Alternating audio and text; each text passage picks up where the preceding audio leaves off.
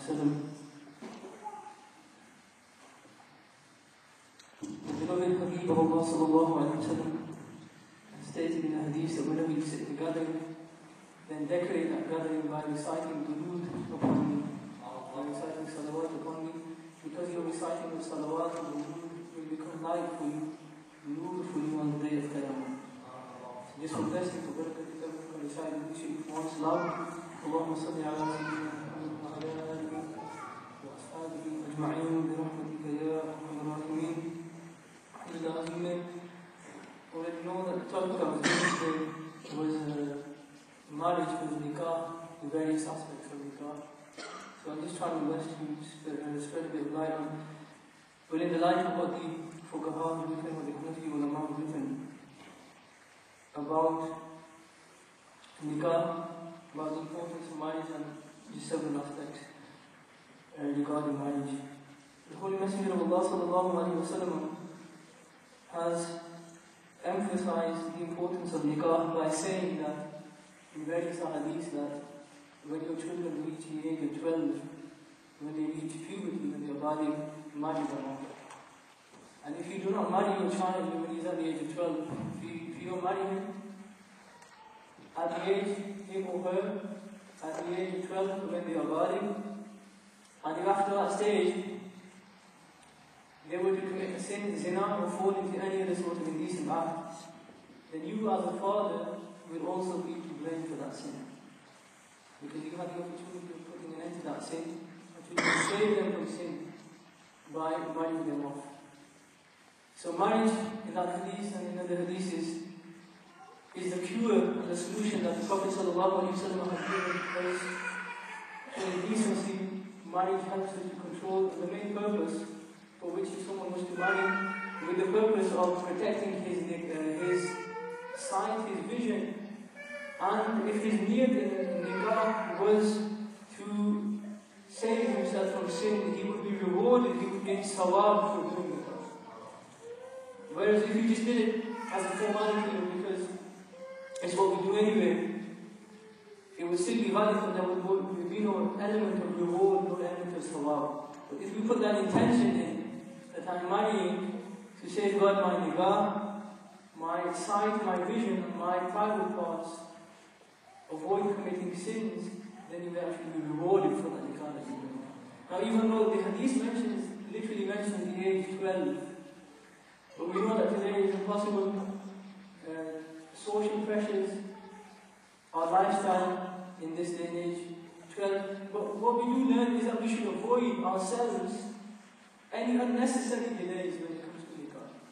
Any unnecessary delaying, and inshallah it's going to be more light on this, but the caste issue. Delaying nikah is usually our parents who delay nikah for the caste. This isn't wise. The Prophet ﷺ commanded and encouraged getting married as quick as possible at the age of 12 as soon as your children are baligh. For us to be delaying nikah due to reasons that aren't even wajib, not even necessary in Islam, such as not finding someone of the same baradari, someone of the same caste, or delaying a marriage for a year or two because you don't have enough expenses, because you yourself are yet waiting to earn or save so much that you can have a very lavish wedding, isn't wise, it's a very foolish mistake to make. The Prophet ﷺ said, Nikah sunnati faman raghiba an sunnati faqad raghiba anni. Nikah is my sunnah, whoever moves away from my sunnah, whoever neglects my sunnah has moved away from me. In another hadith, the Prophet ﷺ has stated, Ni'mal amr ala ad-din al-mar'at as-salihah. A pious wife is very beneficial, is a very good helper for a man in his deen. A pious wife is a great blessing from Allah subhanahu wa ta'ala. And there is another hadith that mentions that if you don't marry yourselves, if you don't marry your children at an early age, it will lead to fitnatun fil ard wa fasadun kabir, it will lead to chaos and a great deal of corruption in the earth, which is what we see. All the indecency that we see around us, the filth, the pornography that we see around us. One of the reasons is not understanding the importance of nikah, not understanding the importance of marriage. All these young boys and girls wandering about, full of lust, full of temptation, full of shahwat, and indecent desires, nowhere to control them, nowhere halal to put them. And so they satisfy their lust and their desires through haram means, by committing zina, or by watching something filthy, pornographic scenes, or by making ghusl further upon themselves. So one of the solutions to the great storm of indecency and filth that we have in our society is to create an emphasis on nikah. Okay, for ourselves, and especially our parents, those of us who are parents, first to understand the importance of nikah. From a Hanafi fiqh point of view, let me just give you, nikah can either be sunnat-e-mu'akkada, it can be wajib, or it can be farz. In a normal state, normal meaning in terms of lust, in terms of sexual desire, in a normal state, nikah is the sunnat-e-mu'akkada, in a state of desire. If someone is in a position where his desire, there's so much lust in his heart, so much shahwat in his heart that he cannot prevent his eyes from straying, he cannot save himself misusing his eyes or misusing his hands to make ghusl fadl upon himself, and nikah will become wajib. It will become necessary in the Hanafi fiqh. In other words, if he doesn't do nikah, he's committing a sin. If he can. And if he knows, if he has yaqeen that he will commit zina, if he was to stay unmarried for any longer, then it will become farz for him to nikah. It will be farz, absolutely compulsory for him to perform nikah. So, Islamically, from a fiqh point of view, it's either sunnat-e-mu'akkada in a normal state, or wajib, or farz. And keeping in mind the definition of wajib, that if you can't protect, if you can't control your eyes, if you can't control your hands, then nikah is wajib upon you.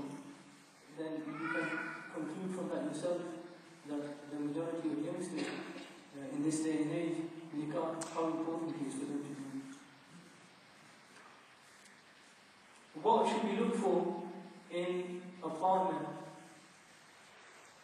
There is a hadith in Bari which aims directly, I will be inshallah mentioning things for the sisters as well, but this particular hadith, the beloved Habib of Allah sallallahu alayhi wa sallam stated that whoever marries a woman for her status, her izzat, Allah ta'ala will increase his zillat, his disgrace.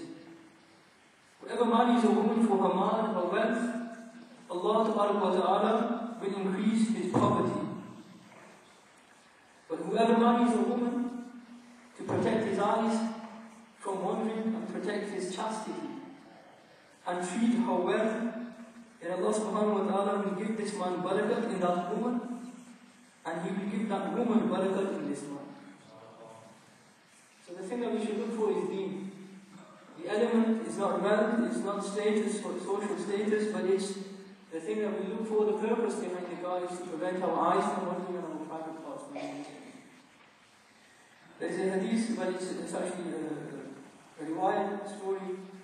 It's reported that Yazid bin Muawiyah, Hazrat Muawiyah radiallahu ta'ala, his son Yazid, one of the main figures in the tragedy of Karbala, the Battle of Karbala, Yazid once sent a marriage proposal to Hazrat Sayyidina Attari radiallahu ta'ala, who was the companion of the Prophet sallallahu alayhi wa sallam, asking for his daughter's hand in marriage.